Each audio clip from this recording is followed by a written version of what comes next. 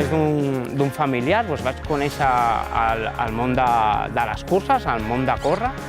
Em va apassionar moltíssim i el fet de córrer m'ha obert un món de possibilitats, de conèixer gent, de fer esport, de trobar-me millor.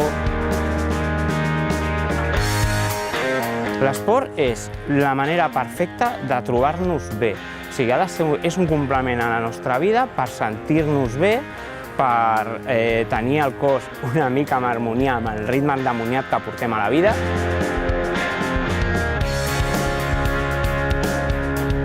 I he trobat una manera que molta gent se sent identificada, se sent propera i aleshores també fa esport, ajudar persones.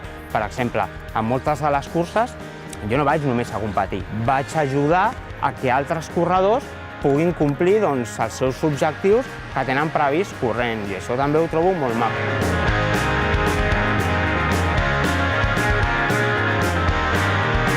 Sé que arribarà un punt que no podré ni córrer amb el nivell que estic fent, ni competir, si li vols dir competir.